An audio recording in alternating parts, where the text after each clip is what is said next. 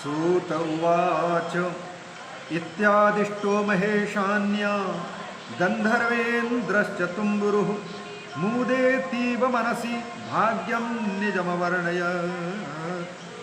भगवती भवानी करुणामयी माँ राजराजेश्वरी ने जब गंधर्वों के राजा उस तुम्बुरु को इस प्रकार से आदेश दिया तब वह अत्यंत प्रसन्न हो गया कि भगवती भवानी ने मुझे अपनी सेवा का अवसर दिया है। निजम भाग्यम अवर्णयत, अपने भाग्य की उसने सराहना करना प्रारंभ की। उसको उधर लगा करके उधर बैठे पंखा को उधर लगा करके इधर कर लो, तब तक उधर नहीं बाबा जी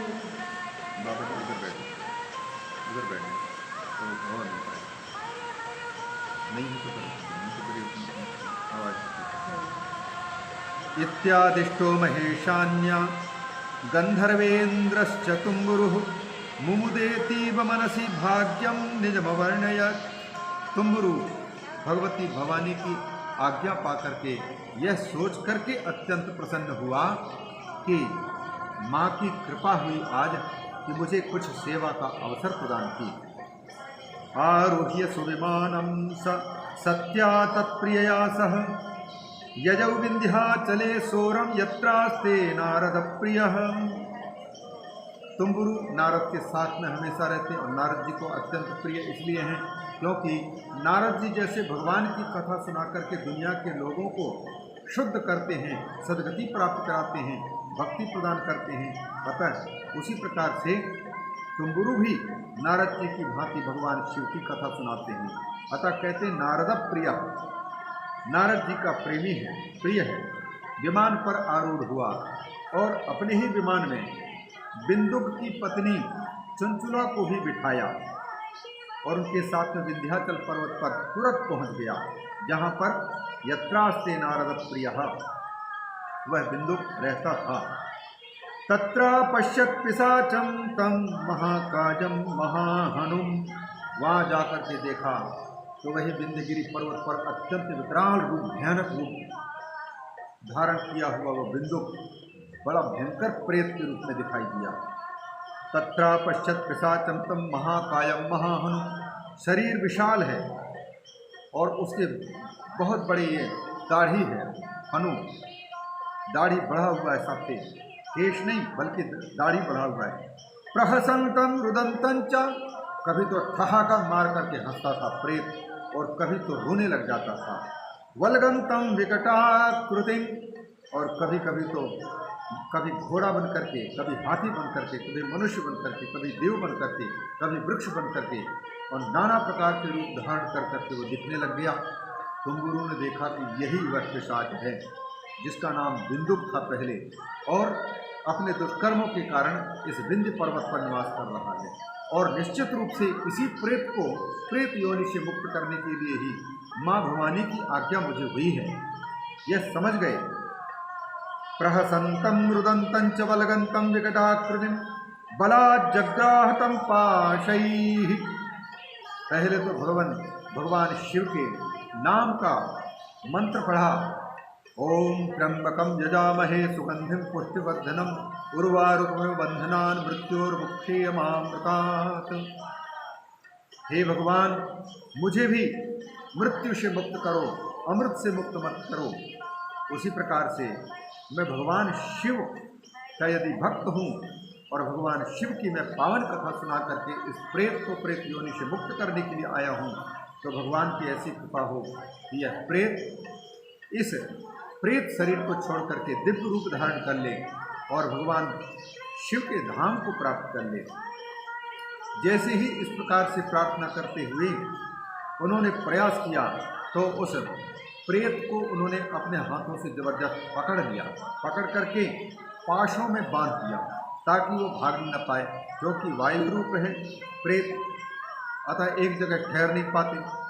जैसे श्रीमद् भागवत की कथा सुनने वाला धुंधुकारी एक बांस के छेद के माध्यम से अंदर छिपा रहा, तब जाकर के भगवान की कथा सुन पाया, उसी प्रकार से यह भी प्रेत बना हुआ है बिंदुक, अतः इसको भी पाशों से बांधा पहले तो तुम्बुरु ने, और अत्यंत भयंकर था ये। तुम्बुरु शिव शिव सत्कीर्ति गायकश्च महाबली। तुम्बुरु तो भगवान शिव का गायक था, कथा को सुनाता था, बड़ा बलवान था। उन्होंने जबरदस्त उसको पाशों से बांध करके और कथा सुनाने के लिए जहाँ बैठे थे वहीं पर एक स्तंभ के साथ में बांध दिया। अथो शिवपुराणस्य वाचनार्थं स तुम्बुरुः निश्चित्यर्जनां चक्रे महोत्सव समन्विताम्। अब भवानी की आज्ञा जैसे हुई थी उसी के अनुसार माँ के वचनों को याद करते हुए तुम्बुरु शिव पुराण का वाचन करने के लिए और नाना प्रकार के उपाय किया और साथ ही साथ कथा प्रिय लगे यह सोच करके महोत्सव समन्विता, बीच बीच में उत्सव, बीच बीच में हंसी की बात और बीच बीच में संगीतान्वित तुम्बुरु के पास में जो वीणा है उस वीणा के वादन के द्वारा उनके मन को रमाते हुए भगवान की कथा सुनाना प्रारंभ किया। पिशाचं तारितुं देव्याः शासनात् तुम्बुरुर्गतः विन्ध्यं शिवपुराणं स यत्रिं श्रावयितुं परम्। अब जैसे ही भगवती भवानी की आज्ञा से वहां पहुंच करके और तुम्बुरु कथा प्रारंभ करने वाले थे, यह सारी बात लोक में फैल गई। संतों को सुनने को मिला कि अरे तुम्बुरु भगवती भवानी की आज्ञा से और पेट पिशाच बने हुए तुम बिंदुक को तारने के लिए शिव जी की कथा सुनाने वाले हैं। ये चारों ओर हल्ला हो गया। पिशाचम तारितुम देव्या शासनात् तुम्बुरुर्गता विंध्यम शिव पुराणम। तो ये विंध्य में शिव पुराण सुनाने के लिए गए हुए हैं। इति कोलाहलो जाता सर्वलोकेषु वै महान। सब लोगों में यह समाचार फैल गया।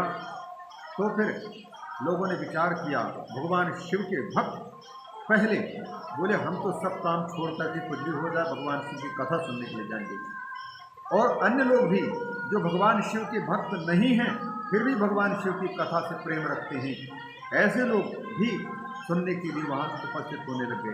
तत्श्रवणार्थाय यजुर्देवर्षयो धृतम। सबसे पहले देवर्षि लोग वहाँ उपस्थित हुए, देवकोटि के ऋषि, फिर ब्रह्मर्षि, ब्रह्म तत्व को जानने वाले, भगवान शिव ही ब्रह्म है ये जान करके वहाँ उपस्थित होने लग गए। उसी प्रकार से राजर्षि, महर्षि, चारों प्रकार के ऋषि वहाँ उपस्थित हुए। देवर्षि, ब्रह्मर्षि, महर्षि, राजर्षि सब के सब उपस्थित हुए। इतना ही नहीं, साधारण लोग भी जो भगवत कथा के प्रेमी, भगवान की कथा के उपस्थित हो गए। इतनी भीड़ इकट्ठी हो गई कि पूरे विंध्यगिरि पर जहाँ देखो साधु ही साधु, महापुरुष, एक से एक सज्जन लोग। समाजस्तत्र परमो भूत समाजस्तत्र परमोद्भुत चासीत स्वभावः। जिन संतों के समाज को देख करके प्रत्येक व्यक्ति को पुण्य की प्राप्ति होती, ऐसा यह समाज जुड़ा। तेषां शिवपुराणस्यागतानां श्रोतुमादरात्। क्योंकि शिव जी की कथा श्रवण करने के लिए आए थे, इसलिए शिव पुराण की कथा सुनने के उद्देश्य से यदि कोई आता है तो उसके दर्शन से भी पुण्य की प्राप्ति होती है। अतः उस संतों के समाज से उस पूरे विंध्यगिरि पर रहने वाले जो जीव जंतु हैं, सिंह आदि, उनके भी हिंसा करने की भावना समाप्त हो गई। नेवले को देख करके सर्प डर नहीं रहा है और नेवला उस सर्प को कुछ नहीं कर रहा है। बैल को देख करके सिंह के मन में कभी भी आक्रमण करके खत्म कर जाने की बुद्धि नहीं आ रही है और न बैल किसी से डर करके भाग रहा है, क्योंकि भगवान शिव की कथा है। और भगवान शिव वो हैं जिनके घर में भगवती भवानी के वाहन सिंह भी हैं और भगवान शिव के वाहन बैल भी हैं, और दोनों आपस में बड़े प्रेम से रहते हैं। उसी प्रकार से भगवान गणेश के वाहन मूषक है और भगवान शंकर के शरीर में सर्प है, लेकिन चूहे को डर नहीं लगता और सर्प भी उनको कुछ नहीं करता। उसी प्रकार सर्प को खाने वाले मयूर भगवान कार्तिक के वाहन है, लेकिन कार्तिक का वाहन मयूर सर्प को देख करके आक्रमण नहीं करता और सर्प भी उससे डरता नहीं। तो जिन भगवान शंकर के परिवार में रहने वाले लोग हिंसा नहीं करते, तो उन्हीं की पावन कथा जहाँ पर होने वाली है, उस विंध्यगिरि पर पहुंचने पर पूरे विंध्य पर्वत में सुंदर वातावरण बन गया, अहिंसामय वातावरण बन गया। अतः कहते हैं शुभावह, शुभ का आवाहन करने वाला समाज उत्पन्न हो गया। पिशाचमततं पाशैर्बद्ध्वा समुपवेश्य च, तुम्बुरु ने उस पिशाच को जो बांध रखा था, उन्होंने उसको पास में बिठाया। तुम्बुरुर्वल्लकी हस्तो जगौ गौरी पते कथाम, फिर वल्लकी को, वीणा को हाथ में लेकर के और उसको बजाते हुए गायन करते करते और गौरीपति भगवान शंकर की लोक पावनी कथा को सुनाना प्रारंभ किया। सुनाना जब प्रारंभ किया तब तो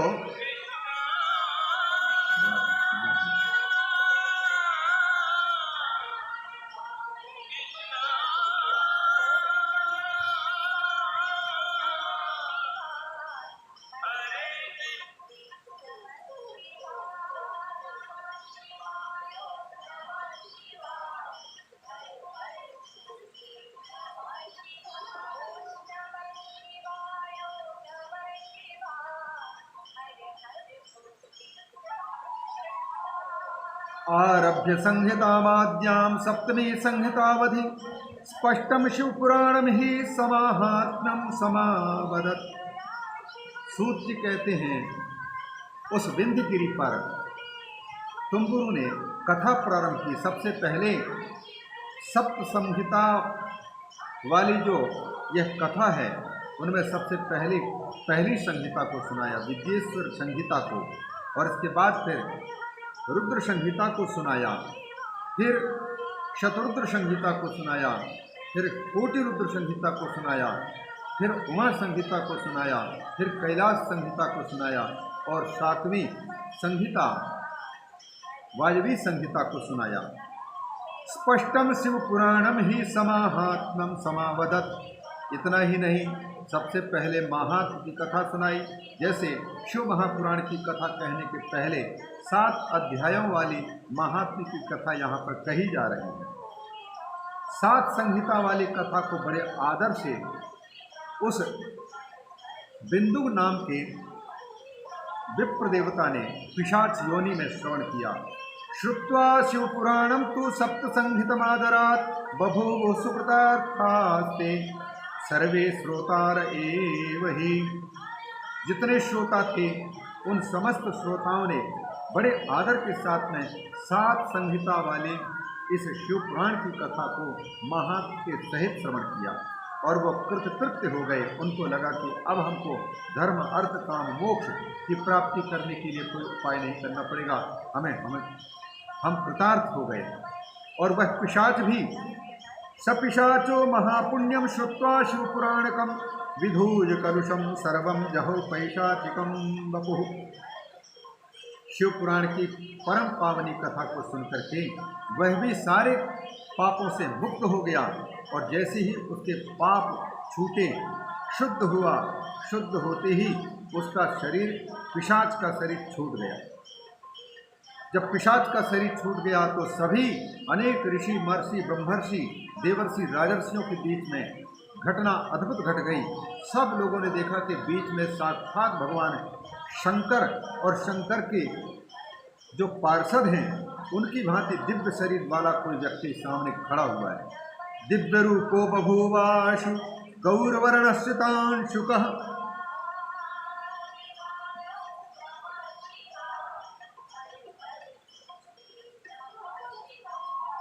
दिव्य रूपो बभूवाशु गौरवर्णस्यतांशुकः सर्वालंकार दीप्तांग त्रिनेत्रश्चंद्रशेखरः। जिनकी हम कथा श्रवण करते हैं उन्हीं का चिंतन होता है, जिनका चिंतन होता है वही हमारा रूप होता है। भूत प्रेत पिशाचों की आराधना उपासना करने वाले लोग भूत प्रेत पिशाच बनते हैं। भगवान शंकर की कथा सुनने वाले को भगवान शंकर का सुंदर रूप प्राप्त होता है। अतः वह पिशाच भी भगवान शिव की जब कथा सुनी तो शिव के समान ही सुंदर रूप प्राप्त कर लिया। इसको सारूप मुक्ति कहते हैं। दिव्य रूपो बहुवासु गौर वर्णस्थितांशुका। जैसे भगवान कर्पूर गौरम करुणावतारम, उसी प्रकार से इनका भी शरीर कर्पूर गौर हो गया। शतांशुका, जैसे भगवान शंकर श्वेत वस्त्र धारण किए हुए ज्ञान के प्रति, उसी प्रकार के इनका शरीर भी श्वेत वस्त्र से युक्त हो गया। और भगवान शंकर के शरीर में यद्यपि अलंकारों की आवश्यकता नहीं है, लेकिन भगवती भवानी अलंकार प्रिया होने के कारण अपने पति को सजाती हैं, अलंकार धारण करवाती हैं। उसी प्रकार से इनके शरीर में भी इनकी पत्नी की उपस्थिति में ही समस्त अलंकार अपने आप दिखाई देने लगे। सर्व अलंकार दीप्तांगा, उन अलंकारों से इनका शरीर अत्यंत सुशोभित होने लग गया। जैसे भगवान शंकर और भगवान शंकर के सेवकों के 3 नेत्र होते हैं, वैसे ही इनकी भी 3 नेत्र दिखाई देने लग गए। जैसे भगवान शंकर के माथे पर चंद्रमा दूज का विराजमान है, उसी प्रकार से शंकर जी की कथा सुनकर के पिशाच योनि को छोड़ने वाले इस बिंदुक के माथे भी सब लोगों ने देखा कि ये तो चंद्रमा दूज का विराजमान है। दिव्यम दिव्य वपुर भूत्वा तया स निजकांतया जगौ स्वयमपि श्रीमान चरितम पार्वती पति। दिव्य रूप प्राप्त हो गया उसको, और अपनी पत्नी जो चंचुला वहां पर उपस्थित थी, उसी के साथ में जगौ स्वयमपि श्रीमान चरितम पार्वती पते।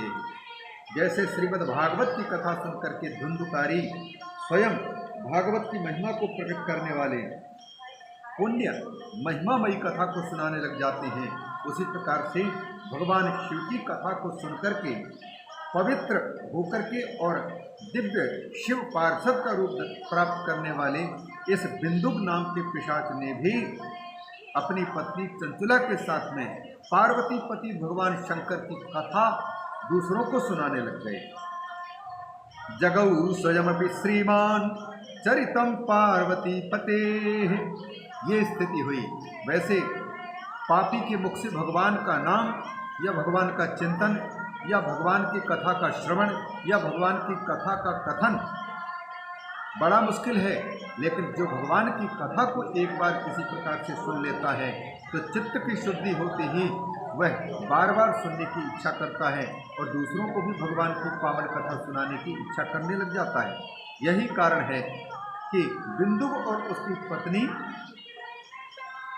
चंचुला दोनों निष्पाप हो चुकने के कारण आज स्वयं पहले तो सुनते रहे और अब सुनाने वाले बन गए। जगौ स्वयमपि श्रीमान तच्चरितं पार्वती पते तद्वधूम इति संदृष्ट्वा सर्वे देवर्षयस्ते बभूवुर्विस्मिताश्चित्ते परमानंद संयुताः।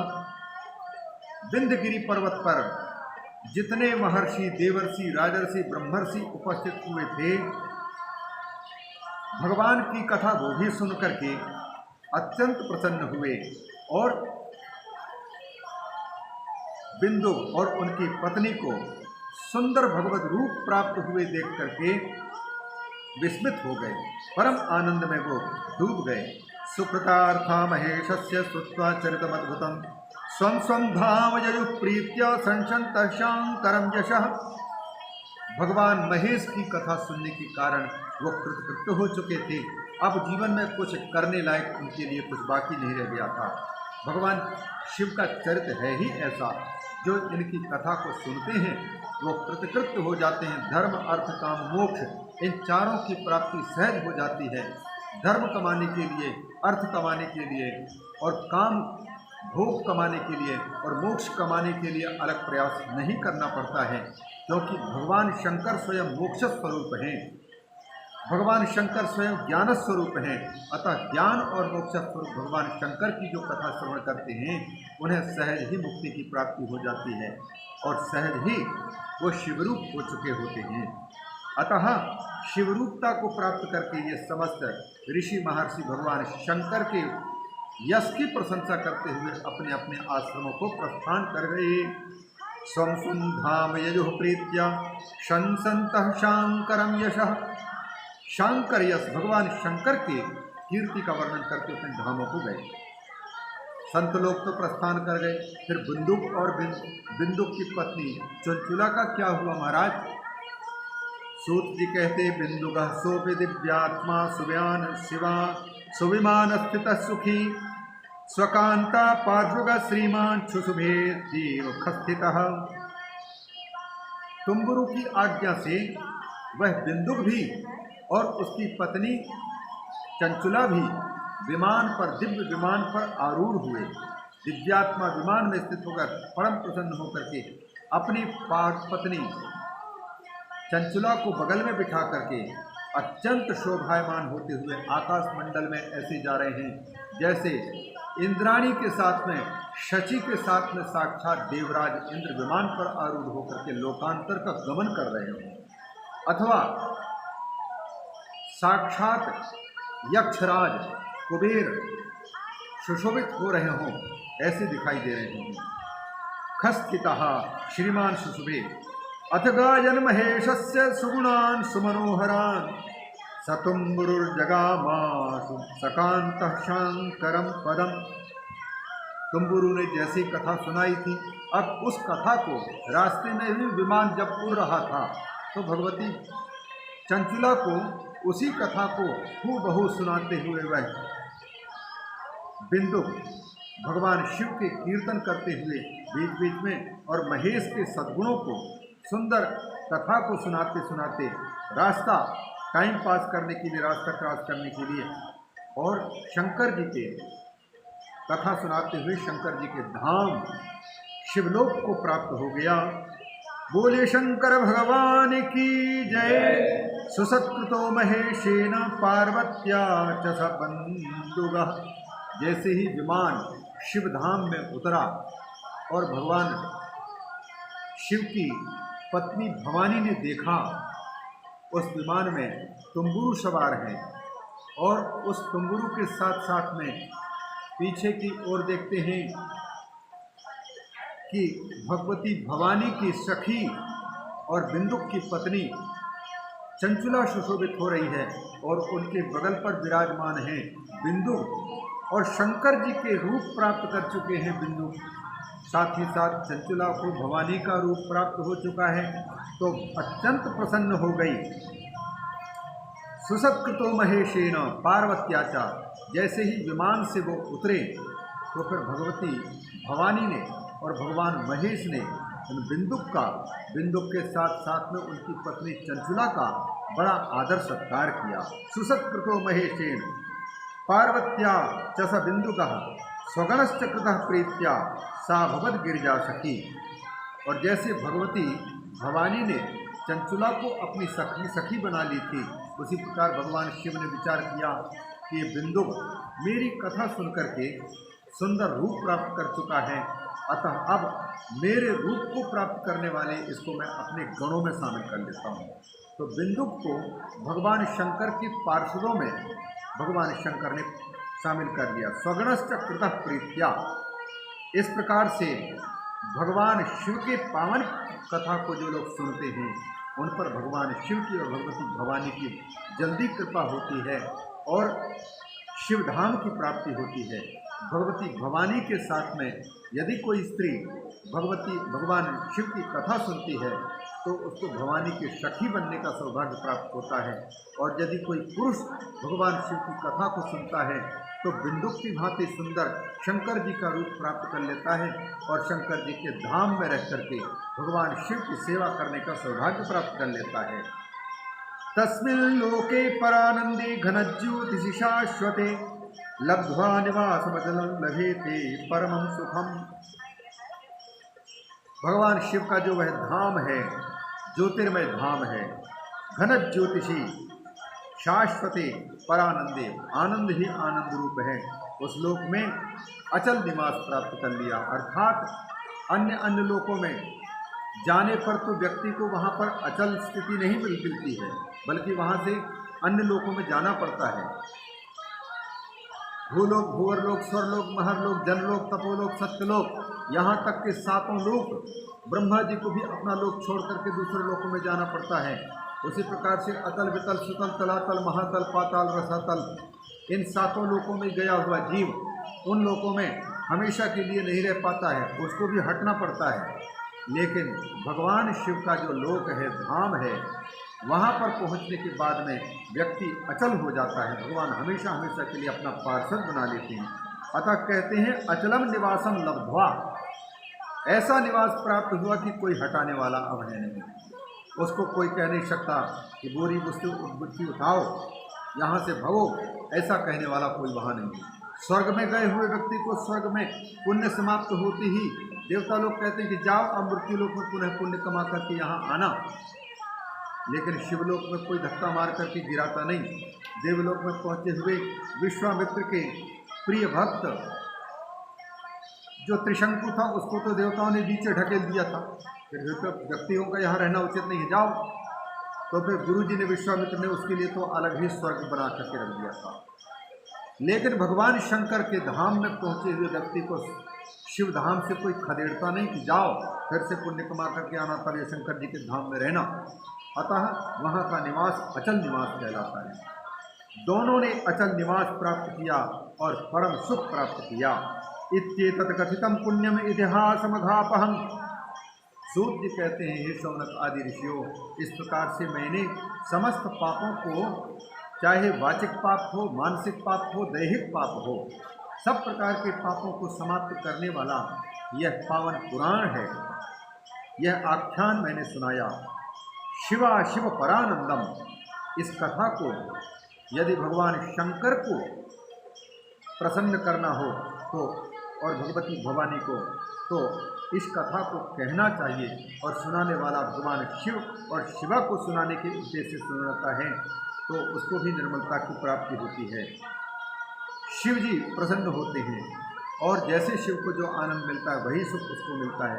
भगवती भवानी प्रसन्न होती हैं, भगवती भवानी को जो प्रसन्नता मिलती है वही प्रसन्नता सुनाने वाले और सुनने वाले को मिलती है। निर्मलम भक्ति वर्धनम, यह पुराण भक्ति को बढ़ाने वाला और पवित्र करने वाला है। यह इदम शृणुयाद भक्त्या कीर्तयेद वा समाहितः स भुक्त्वा विपुलान भोगान अन्ते मुक्तिमवाप्नुयात्। सूत जी फलक श्रुति कहते हैं कि जो भी व्यक्ति भगवान शिव की इस परम लोक पावनी कथा को सुनते हैं, शिव पुराण की कथा श्रवण करते हैं, और जो व्यक्ति बड़ी श्रद्धा के साथ में इसका कथन करते हैं, शृणुयात और कीर्तयेत, जो सुनता है भक्ति पूर्वक और कहता है भक्ति पूर्वक एकाग्रचित्त होकर के, तो वो दोनों के दोनों सुनने वाला इस लोक में नाना प्रकार के सुखों को भोग करके और विपुलान भोगान अंते, पहले तो उसको स्वर्ग में सुंदर सुंदर सुख प्राप्त होगा और इसके बाद फिर स्वर्ग से भी ज़्यादा सुख मिलता है जिस लोक में, ऐसे भगवान शिव के धाम को प्राप्त कर लेता है, अर्थात मुक्ति की प्राप्ति कर लेता है। यह इदम शृणुयाद भक्त्या कीर्तयेद वा समाहितः स भुक्त्वा विपुलान भोगान अन्ते मुक्तिमवाप्नुयात्, अन्ते मुक्तिमवाप्नुयात्। इति श्रीस्कांदे महापुराणे शिवपुराण महात्म्ये बिंदु सद्गतिवर्णनम नाम पंचमोऽध्याय। श्री शंकरार्पणमस्तु। बोले शंकर भगवान की जय।